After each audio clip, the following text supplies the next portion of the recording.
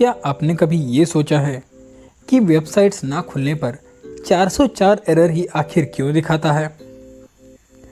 तो 404 एरर्स को आसानी से पढ़ा जा सकता है वेब स्क्रिप्ट्स के द्वारा और वेबसाइट मॉनिटरिंग टूल्स के द्वारा, जो मदद करता है वेब मास्टर्स को इन टूटे हुए लिंक्स को ढूंढने में और साथ ही फिक्स करने में भी।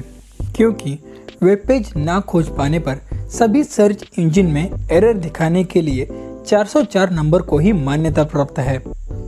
नंबर कोड होने की वजह से वेबसाइट्स बनाने वाले को ब्रोकन लिंक्स को ढूंढकर सुधारने में मदद मिलती है। तो फैक्ट नंबर 2, क्या आप जानते हैं उंगलियों की चटकने पर आवाज़ क्यों होती है? तो उंगलियों के जोड़ के आसपास एक द्रव या फ्लूइड होता है जिसे साइनोविल फ्लूइड के नाम से जाना जाता है।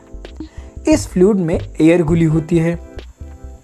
अब जब हम उंगलियों को ज़रूरत से ज़्यादा बेंड करते हैं या मोड़ देते हैं तो ये हवा बुलबुलों के रूप में इस फ्लूइड से बाहर निकलती है और इन्हीं बुलबुलों के निकलने की वजह से चट चट की आवाज़ होती है। आपने देखा होगा कि एक बार उंगलियों को चटकाने के बाद दोबारा कुछ समय तक उसे मोड़ने पर आवाज़ नहीं आती। ऐसा तब होता है जब तक कि वापस से हवा उस फ्लूइड में घुल नहीं जाती। ऐसा होने में थोड़ा वक्त लगता है। फैक्ट नंबर 3, क्या आप जानते हैं आँख की परछाई आखिर क्यों नहीं होती?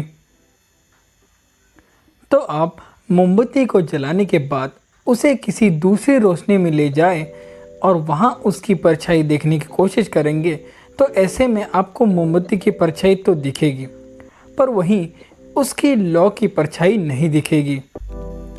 उसकी भी अपनी परछाई होती है, पर अगर हम उसे जलाते हैं तो निकलने वाली आग की परछाई नहीं दिखती। दरअसल इसके लिए विज्ञान का कहना है कि माचिस की या मोमबत्ती की आग स्वयं एक रोशनी है।